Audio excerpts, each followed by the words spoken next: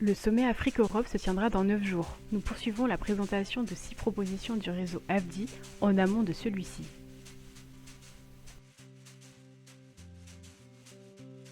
Aujourd'hui, nous vous proposons un coup de projecteur sur la troisième de nos propositions. L'agriculture familiale est le premier pourvoyeur d'emplois en Afrique. Le nouveau partenariat Afrique-Europe doit être capable d'insérer les exploitations agricoles familiales dans des chaînes de valeur qui permettent d'améliorer leurs revenus et leur considération. La création du soutien aux entreprises conditionnées par l'approvisionnement auprès d'agriculteurs familiaux africains serait une mesure européenne forte dans ce sens. Afin d'illustrer cet enjeu, coup de projecteur sur l'expérience des jus Tilou au Bénin.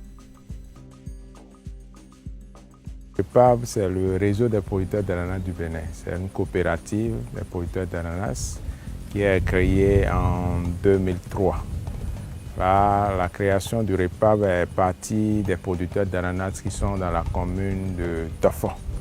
Où à Tofo, avant 2003, il y avait l'UGPAT, l'Union des groupements de producteurs d'ananas de cette commune. Au début, les producteurs de cette commune ont eu un marché qui leur demandait un gros volume d'ananas, ce que eux, en son temps, seule cette commune ne pouvait pas faire.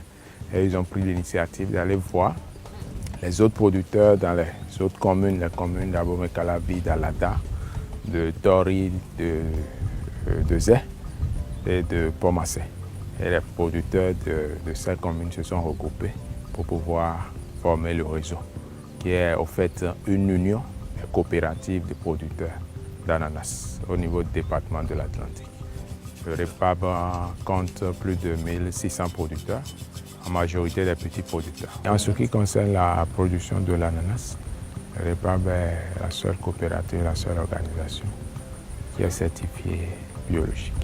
Sur les 1600 producteurs, aujourd'hui, on a 200 producteurs, environ 200 producteurs qui sont engagés dans la production de l'ananas biologique. À la fin de l'année 2014, début 2015, qui a AFDI, Agriculteurs français et développement international, qui était venu avec la coopérative Terre du Sud de la France. Et en son temps, eux, ils avaient besoin du jus d'ananas biologique. Or, le REPAB est une coopérative de producteurs, le REPAB n'est pas transformateur. Or, le REPAB vendait son ananas conventionnel à une entreprise de la place, en l'occurrence les Frutilou, qui exportait et transformait aussi l'ananas en jus d'ananas. Donc nous, on a amené AFDI et Terre du Sud vers cette entreprise Tilou, qui a vu à cette opportunité et en même temps a travaillé sur cette idée de projet et a construit en 2016 une unité de transformation de l'ananas biologique.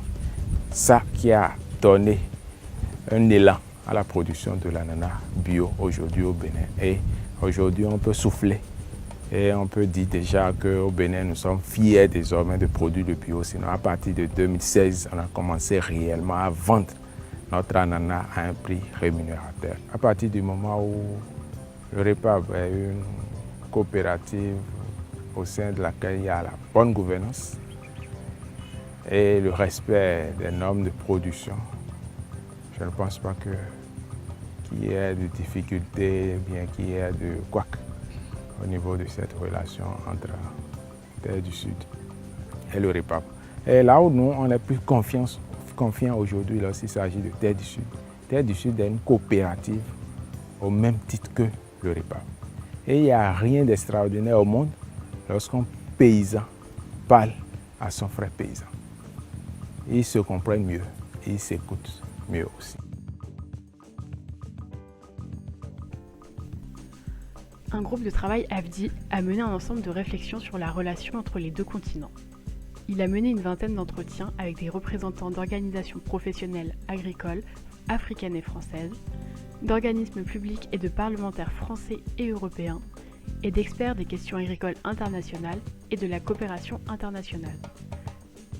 AFDI formule un ensemble de propositions dans le cadre de la présidence française du Conseil de l'Union européenne et du sommet Afrique-Europe des 17 et 18 février 2022 pour une meilleure prise en compte du premier secteur pourvoyeur d'emplois en Afrique, l'agriculture. Vous pouvez aussi retrouver nos autres propositions sur notre chaîne YouTube.